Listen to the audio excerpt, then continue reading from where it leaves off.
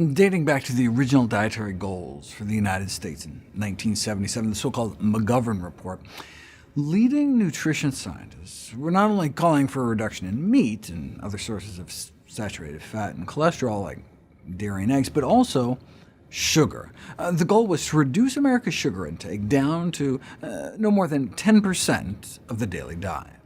The final conclusions would hang sugar, reported the president of the Sugar Association. The McGovern report has to be neutralized. Don't worry, though, we have the National Cattlemen's Association on our side, and like Big Sugar, they appealed to the Senate Select Committee to withdraw the report. The sugar industry empire, striking back, appeared to work when the official dietary guidelines were released in 1980, and then again in 85. No specific limit, like 10%, just a vague avoid too much sugar, whatever that means. By 95, it got even vaguer. Choose a diet moderate in sugars. In 2000, they were released back to limit, but even that was too strong. Under pressure from sugar lobbyists, they went back to moderate your intake of sugars before the 2005 Guideline Committee dropped the S word completely, encouraging Americans to choose carbohydrates wisely, whatever that means.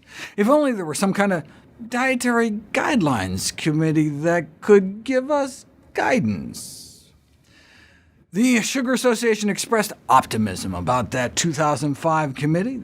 The Sugar Association Incorporated is, quote, committed to the protection and promotion of table sugar consumption, and they will not allow for the disparagement of sugar.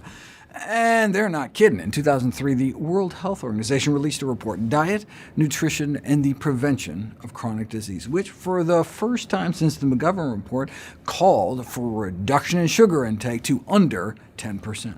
The Sugar Association responded by threatening to get the U.S. to withdraw all funding from the WHO. Here it is in black and white. The Sugar Association threatening to pressure Congress to withdraw funding from the World Health Organization. Polio vaccinations, AIDS medications, be damned. Right? You just don't mess with the candy man.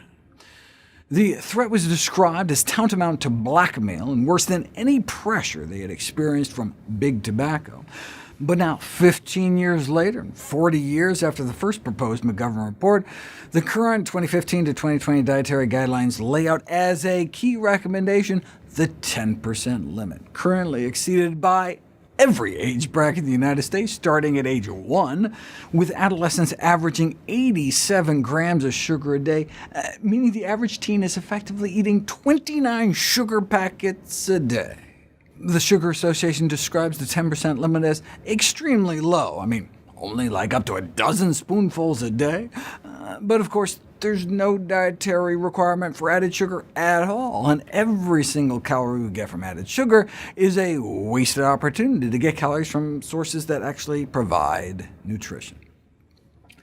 To the American Heart Association's credit, they went further, trying to push added sugar intake down to about 6% of calories, for which a single can of soda could send you over the limit. An added sugar limit exceeded by 90% of Americans.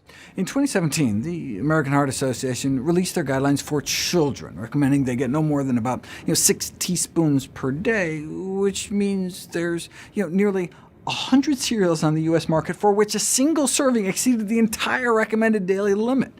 And the Heart Association recommends no added sugars at all under age 2. Small toddlers are to avoid added sugars altogether, a recommendation that's violated in up to 80% of toddlers. The U.S. is one of at least 65 countries that have implemented dietary guidelines or policies to curb sugar consumption. In the UK, the Scientific Advisory Committee on Nutrition made new recommendations to reduce added sugars down to 5%, which is the direction the World Health Organization is headed as well. They always seem to be kind of ahead of the curve. Why? Because their policymaking process is at least partially protected from industry influence. Unlike governments, which may have competing interests in commerce and trade, the World Health Organization is exclusively concerned with health.